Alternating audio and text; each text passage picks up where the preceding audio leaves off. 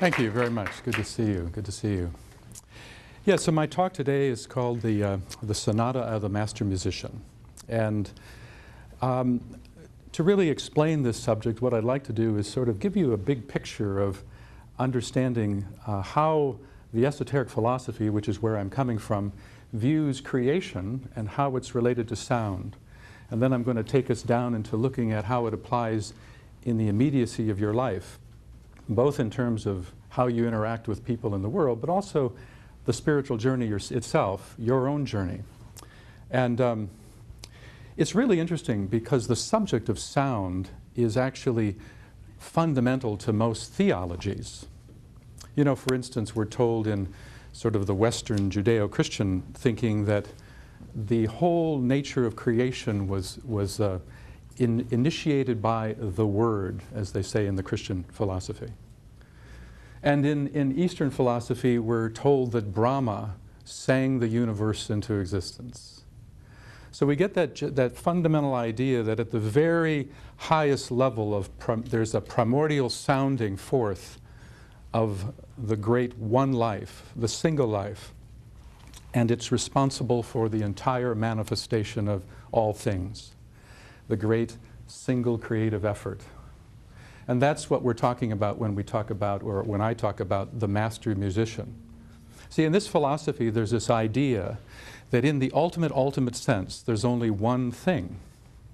And that one thing is sometimes called God, Brahma, Vishnu, universal intelligence, Allah, it doesn't really matter. And that single life principle manifests itself as cosmos, as creation itself. So one of the big things to understand about this philosophy is the notion that it's not about the idea that it's God and creation.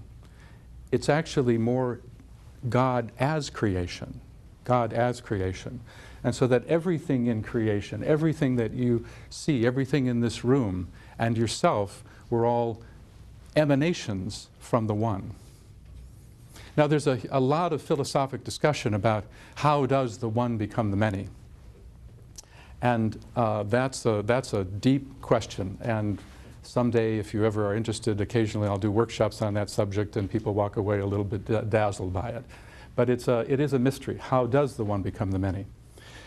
But it's all based upon the idea that the one life is sounding its intention, sounding itself forth, and all things manifest from worlds to cultures, to you and I. Everything is a sounding forth, a sounding forth. And at our level,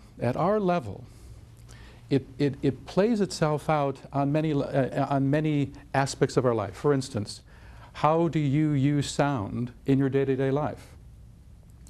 How do you use your voice? How do you use your presence? One of the things I'd like you to understand is the word sound itself, when discussed in this perspective, must be broadened to not just think of it as something that you hear. In the deeper sense, sound is all vibration. So in a sense, from the esoteric perspective, light is a manifestation of this great sounding forth. Anything that's vibrational is sounding forth, is a part of that great out-breath, that great sound. And as we know from quantum physics, there's nothing in the universe that isn't vibrating. There's nothing that is not vibrating. Everything is alive. That's another fundamental principle here. If it's all about the one becoming the many and chanting forth its note, then there's no place where life is not. That everything is alive. Even the chair you're sitting on, if we could analyze and understand the full nature at the subatomic level, if we could understand the atoms that go into that chair, we'd find that there's life there and it's sounding forth. It's sounding forth. So when you think about yourself and your own spiritual journey, think about how do you bring forth vibration into the outer world. And that happens on many levels. That happens when we think about the words we use. That happens by your mere presence. You know how people, everybody, every one of you has a presence about you. You're there, you're standing there, you're being, you're in a state of being, but you're radiating a quality. That's part of the sound.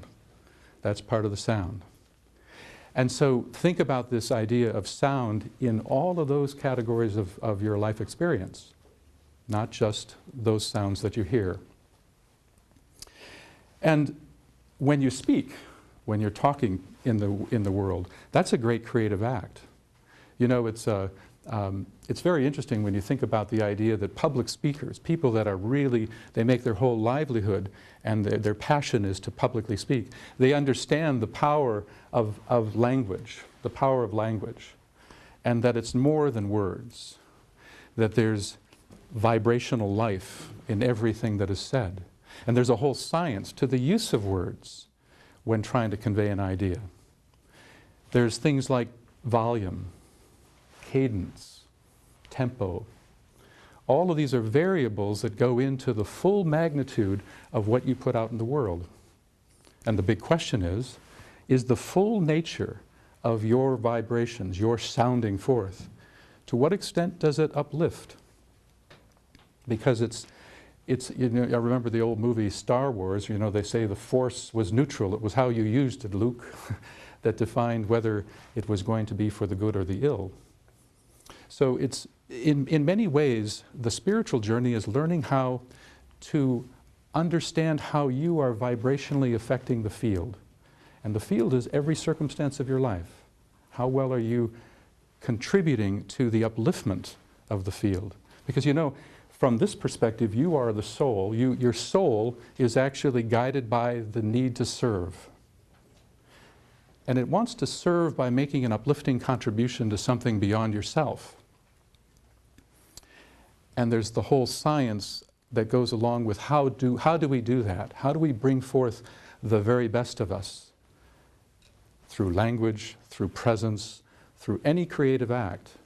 Does it uplift? Does it uplift? Now, I don't know about how many of you are meditators, but once you're on the path and you start to meditate, there's this understanding that there's actually two parts of us. There's a higher self and a lower self. We call it the soul and the personality. And once you wake up to the fact that you have a soul, that you have a higher part of you that's been behind the scenes all along, and you become conscious of it, what you're really becoming conscious of is a higher note. You're becoming conscious of a higher note deep within you. And that note is very silent, or actually it's been called the voice of the silence. It's very quiet as compared to the note of the personality. For a long time, the only note that we sensed in ourselves was the note of our outer ego, the personality. But when you wake up, there's a sense of a higher vibration, a higher quality. And that's when the journey really begins. That's called the awakening in the spiritual tradition that I'm coming from. The awakening to your higher nature, the awakening to a higher note, and the increased commitment to try more and more to live according to that higher note. Now, what's interesting is that for when the awakening occurs and you start to realize that you have a higher part of you, that note that is higher is very faint as compared to the dominant sound of the personality. But not only is it faint, but it's dissonant. It's dissonant as compared to that higher note. In other words, when you start on the path and you realize that you are actually expressing two notes, and that one's higher, one's loftier, one is seeming more spiritual and more loving, you realize that the day-to-day note that you've been living is in conflict with it, or is in dissonant with it vibrationally. And that stages the great journey. The great journey